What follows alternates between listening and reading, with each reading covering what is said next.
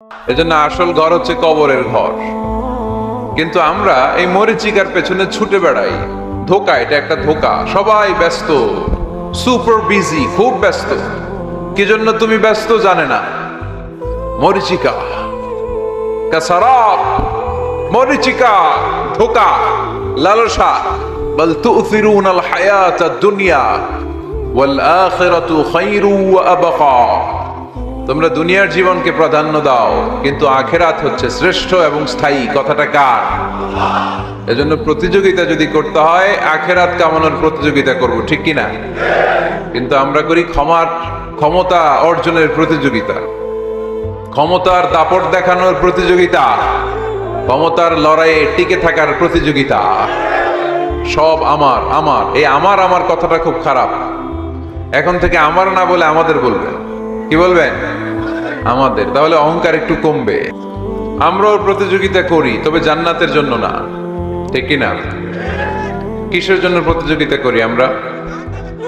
হ্যাঁ, টাকা কামানোর, আর হ্যাঁ ক্ষমতা। আমার এলাকা, আমার বাড়ি, আমার গাড়ি খায়া ফেলামু। আসরা নাই? কিসের বাড়ি তোর? কিসের ক্ষমতা তোর? ক্ষমতার মালিক একজন, চিল্লায় বলো তিনি কে? পরের জায়গা পরের বাড়ি, ঘর বাঁধিয়ায় আমি রই, আমি তো সেই ঘরের মালিক নই। পরের জায়গা পরের বাড়ি, ঘর বাঁধিয়ায় আমি রই, আমি তো সেই ঘরের মালিক নই। ঠিক কিনা? যে বাড়িতে আমি থাকলাম, আগে থাকতো আমার দাদা, তারপরে দাদার দাদা, আমি মরে গেলে থাকবে আমার ছেলে, তারপরে থাকবে আমার নাতিপতি। তো এটা আমার বাড়ি হইলো কেমনে? আসল মালিক তো একজন, তিনি কে? কত টাকা দিয়ে ফ্ল্যাট কিনলাম, বাড়ি বানালাম, ইটালি থেকে টাইলস এনে গোসলখানাটা তৈরি করলাম, আমার জীবনের শেষ গোসলটা কি ওই গোসলখানায় হবে? চিল্লায় বলেন। এজন্য আসল ঘর হচ্ছে কবরের ঘর। মানুষের অহংকার থাকা উচিত না। হাল আতা আলাল ইনসানি হিনুম মিনাদ দাহর লাম ইয়াকুন শাইআম মাযকুরা। মানুষ কি তার সৃষ্টির দিকে একটু নজর করে তাকায় না? সে কি ছিল? সৃষ্টির শুরুতে সে উল্লেখ করার মতো কিছুই ছিল না। এই যে আমরা যখন ছোট্ট ছিলাম, বয়স যখন আমার 3, 2, তখন আমি কি কি করছিলাম মনে আছে?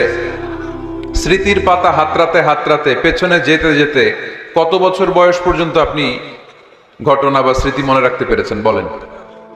আমি মিজানুর রহমান আজহারি সর্বোচ্চ 3 বছরের, আমার বয়স যখন 3, ততটুকু খেয়াল আছে। এরপরে আমি আর খেয়াল নাই কি হয়েছিল আমার 2 বছর বয়সে। আমার বয়স যখন 6 মাস, I don't know anything about it, কিচ্ছু জানি না।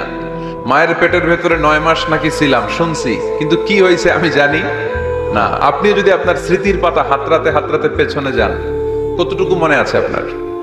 কত বছর বয়সের? হ্যাঁ, কয় বছর?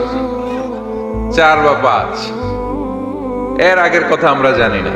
কিন্তু মায়ের পেটের ভেতরে আমার লালন পালন করলো কে? কত ক্ষুদ্র আমি, কত তুচ্ছ আমি, কত নগণ্য আমি। এক ফোঁটা নাপাক পানি থেকে আল্লাহ আমার তৈরি করলো। Sperm drop, blood clot, little flesh, কিচ্ছু ছিলাম না। জোকের মতো, ব্যাঙের বাচ্চার মতো ছোট্ট মায়ের জরায়ুর দেয়ালে লেপ্টে ছিল। সেখান থেকে আস্তে আস্তে আমারে বড় করলো কে? আমার ভেতরে রুহের ফুৎকার দিল কে? 2টা জিনিস আল্লাহ সেট করে দিল। রুহের ফুৎকার দিল, আর 2 কাঁধে 2 ফেরেশতা দিল, ঠিক কিনা? আবার যখন চলে যাব, রুহও উড়াল দিবে, ফেরেশতারাও চলে যাবে।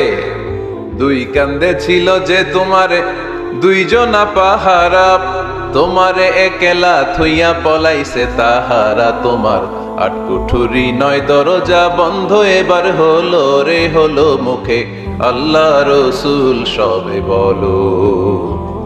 দুয়ারে আইসাছে পালকি, নাইহরি গাও তোলো রে তোলো মুখে আল্লাহ রসুল সবে বলো।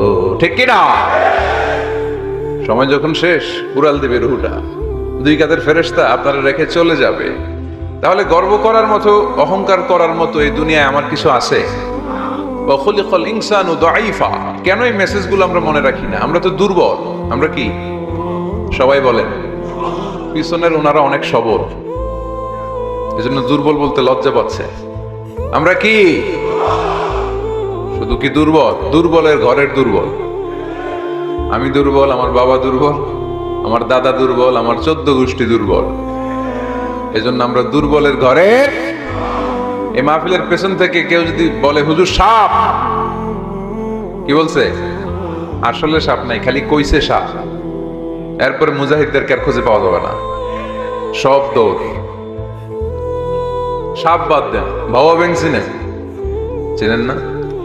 নারায়ণগঞ্জে নাই না? বাবা ব্যাং কি করে, লাফায় না?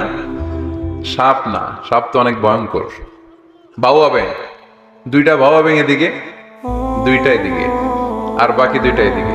6টা বাবা ব্যাং যদি ছেড়ে দেয় কি হবে? ব্যাং লাফাবেন, আপনি লাফাবেন। ব্যাং আর কি লাফ দিবে? তার চেয়ে বড় লাফ দিবেন আপনি, ঠিক কিনা? তো এই তো আমাদের ক্ষমতা।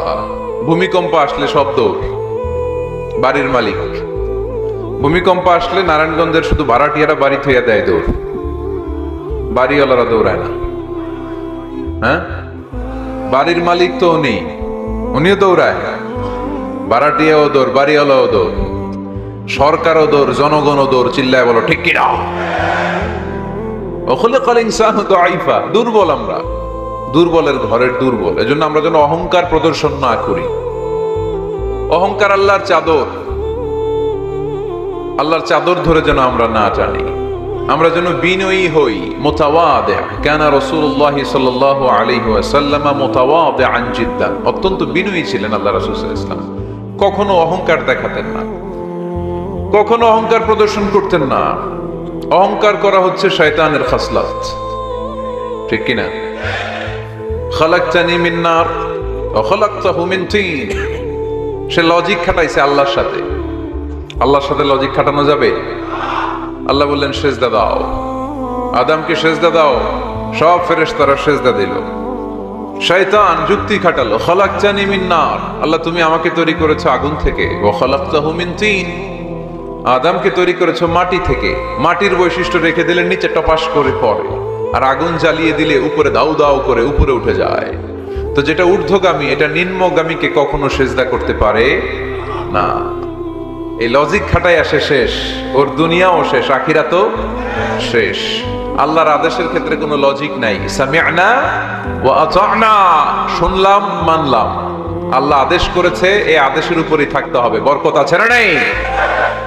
এজন্য আমরা যেন অহংকারী না হই, আমরা যেন বিনয়ী হতে পারি। আল্লাহ তুমি তৌফিক দান করো। আজকের মাহফিলটাকে আল্লাহ তুমি নাজাতের ওসিলা বানাও। আমার যে যুবক ভাইয়েরা আজকের এই প্রোগ্রামে স্বতঃস্ফূর্ত অংশগ্রহণ করার মধ্য দিয়ে ইসলামের পক্ষে এই গণজোয়ারকে তৈরি করেছে, এই গণজোয়ারকে তুমি ইসলামের জন্য কবুল করো। আমার প্রাণপ্রিয় যুবক ভাইদেরকে তুমি সৈয়দনা ওমর ফারুক রাদিয়াল্লাহু তাআলা আনহুর মতো ইসলামের বীর সেনানী হিসেবে কবুল করো। পর্দার অন্তরালে আমার মা বোনদেরকে আল্লাহ তুমি খাদিজাতুল কুবরা তাহেরা রাদিয়াল্লাহু তাআলা আনহার মতো কবুল করো। এই যে যুবক ছেলেগুলো খেলার মাঠে যায় না, এখন আড্ডাবাজিতে যায় না, টেন্ডারবাজিতে যায় না, চাঁদাবাজিতে যায় না, উল্টাপাল্টা কোনো কাজে যায় না। এরা যাত্রা পালায় এখন আর যায় না, এরা গানের কনসার্টে যায় না, এরা কোরআনের প্রেমে পাগল হয়ে এসেছে, ঠিক কিনা? কোনো বিরিয়ানির প্যাকেট আছে নাকি আজকে? তাইলে এই গণজোয়ার এটা কোরআনের পক্ষে না বিপক্ষে? আমরা কোরআনের পক্ষে থাকতে চাই কি চাই না? আল্লাহ তুমি আমাদেরকে কবুল করো। কোরআনের প্রতি ভালোবাসাকে ইসলামের বিজয়ের জন্য তুমি কবুল করে নাও। এজন্য যুবক যারা আছো তোমরা আগামীর বাংলাদেশ, তুমি বাংলাদেশ, তুমি বাংলাদেশ। 10 বছর 20 বছর এমন ভাবে আমরা বাংলাদেশের জন্য কাজ করব যাতে গোটা বিশ্ব বাংলাদেশের নাম শুনলে এটা একটা সমৃদ্ধ দেশ, সুখী দেশ, একটা মডেল কান্ট্রি, এই হিসেবে যেন বাংলাদেশকে এক্সাম্পল দিতে পারে, ঠিক কিনা? সেজন্য তোমাদেরকে কাজ করতে হবে খুব বেশি। অলসতা করা যাবে? কাজে কোনো লজ্জা নেই, লজ্জা হচ্ছে অলসতায়। Never underestimate any job. কোনো চাকরি কোনো ব্যবসাকে ছোট চোখে দেখবা না, whether it small or big. ছোট চাকরি হোক ছোট ব্যবসা হোক আমরা করব। আমরা স্বাবলম্বী হতে চাই, নিজের পায়ে দাঁড়াতে চাই, আমরা আত্মমর্যাদা সম্পন্ন মুসলিম হতে চাই, ঠিক কিনা? কি হইছে এখানে?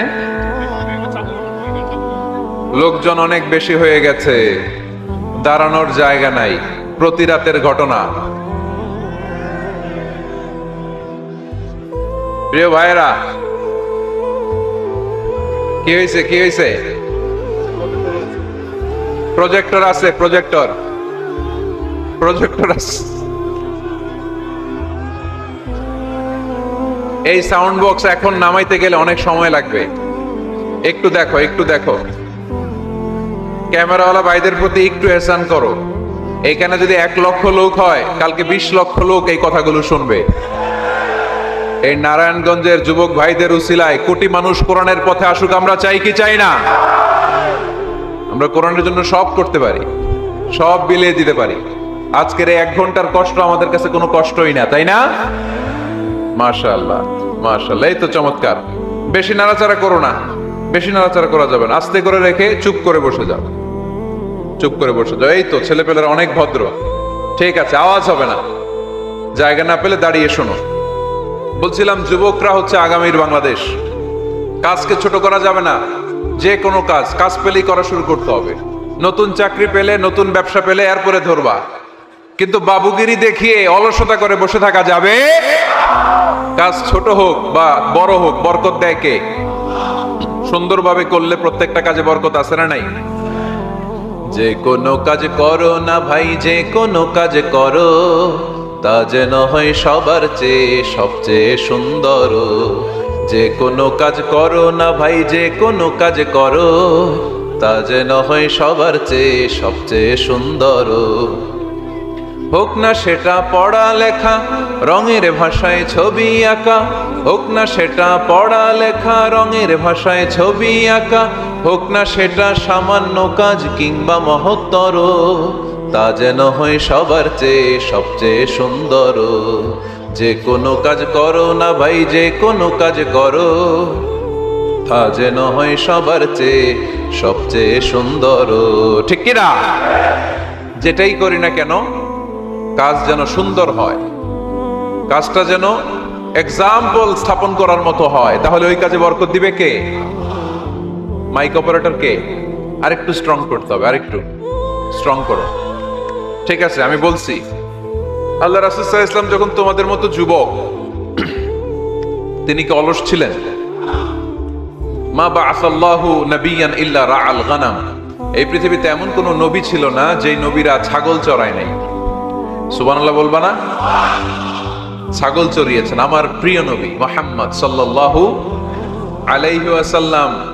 মরুভূমিতে তিনি ছাগল চড়াতেন অল্প কিছু পারিশ্রমিকের বিনিময়ে। সাহাবারা বললেন, ইয়া রাসূলুল্লাহ, সব নবী ছাগল চড়িয়েছে বুঝলাম, আপনিও? আল্লাহ রাসূল বললেন, হ্যাঁ আমিও কুনতু আরআহা আলা কারারিতি আহলি মক্কা। মক্কাবাসীদের দেয়া অল্প কিছু পারিশ্রমিকের বিনিময়ে মক্কা শহরে আমি নিজেও ছাগল চড়িয়েছি। কাজকে ডিফারেন্সিয়েট করে নাই, ছোট বড় না। কাজ যেটা পাও করতে হবে। কাজ করে খাওয়ার মধ্যে কোনো লজ্জা নেই, আছে শুধু সম্মান। ঠিক কিনা? সাউন্ড তো আরো খারাপ হয়ে গেল মনে হয়। এরকম কেন? একটা স্ট্রং এন্ড ক্লিন সাউন্ড দাও। আসো আসো, ঠিক করো। তো এই জন্য যুবক যারা আছো, তোমরা আগামীর বাংলাদেশ। আল্লাহ রাসূল সাল্লাল্লাহু আলাইহি ওয়াসাল্লাম যুবক বয়সে একটা সংগঠন করেছিলেন, নাম হচ্ছে কি নাম? আরবিতে এটাকে বলে হালাফুল ফুদুল। হালাফ মানে শপথ, ফুদুল মানে ভালো কাজ, ভালো কাজের শপথ। আমরা কি পারি না অলিতে গলিতে এরকম হিলফুল ফুজুলের মতো ইসলামিক ক্লাব গড়ে তোলা? পারবো না আমরা? এগুলোর উদ্যোগে আজকে যেরকম যুব সংগঠন ও এলাকাবাসীর যৌথ উদ্যোগে প্রোগ্রাম, এরকম সুন্দর সুন্দর প্রোগ্রাম করতে হবে। শুধু আউটডোর না, এখন থেকে ইনডোর প্রোগ্রাম করার দরকার আছে না নাই? আমাদের দেশে কমিউনিটি সেন্টারে শুধু বিয়ে আর সুন্নতে খাতনা, গোটা বিশ্বে কমিউনিটি সেন্টারগুলোতে কমিউনিটি বড় বড় প্রোগ্রাম করার জন্য তারা অ্যারেঞ্জ করে। কমিউনিটি সেন্টারগুলোতে সেখানে ইনডোর প্রোগ্রাম করতে হবে। প্রতি মাসে ভালো ভালো স্কলারদেরকে এনে, ইনফ্লুয়েন্সিয়াল স্পিকারদেরকে এনে যুবকদেরকে মোটিভেট রাখার দরকার আছে না নাই? কারণ যুবকরাই আগামীর বাংলাদেশ। আল্লাহ রাসূল সাল্লাল্লাহু আলাইহি ওয়াসাল্লাম প্রতিজ্ঞা করালেন যে এই হিলফুল ফুজুলের শপথ হচ্ছে, মক্কায় চাঁদাবাজি টেন্ডারবাজি চলবে না, দুর্বলের উপর সবলের কোনো অত্যাচার চলবে না। তো এরকম হিলফুল ফুজুল থাকার দরকার আছে না নাই? আল্লাহ এই যুব সংগঠনকে তুমি কবুল করো, এলাকাবাসীকেও তুমি কবুল করো। মিনার বাড়ি বন্দর, নারায়ণগঞ্জ, মুসাপুর রাস্তার পাশে 2 দিন ব্যাপী তাফসীরুল কোরআনের প্রোগ্রাম আজকে দ্বিতীয় রজনী। প্রথম দিন কথা বলেছিলেন হযরত মাওলানা সাদিকুর রহমান আল আজহারি। আল আজহার ইউনিভার্সিটিতে আমরা একসাথে পড়াশোনা করেছি। আমার ছোট ভাই সুন্দর কথা বলে, কোরআন থেকে বলে। আল্লাহ তাআলা সাদিকুর রহমান আল আজহারির জ্ঞানকে তুমি আরো বাড়িয়ে দাও। আজকের রজনীতে আমাকে রেখেছেন আপনারা আলোচক। আমার আগে কথা বলেছে very energetic, hard working, enthusiastic যুবকদের আইকন শায়েখ সিফাত হাসান। সে আমারেও মাঝে মাঝে বসায় ওয়াজ করে, সুন্দর সুন্দর কথা শোনায় সে আমাকে, আমিও মন্ত্রমুগ্ধ হয়ে শুনি। যুবকরা যেখানেই আছে ওখানে এনার্জি আছে না নাই? যুবকদের থেকে কথা শুনতে হবে, কারণ যুবকদের মধ্যে আছে অনেক শক্তি। এই শক্তিকে আমরা পজিটিভ ওয়েতে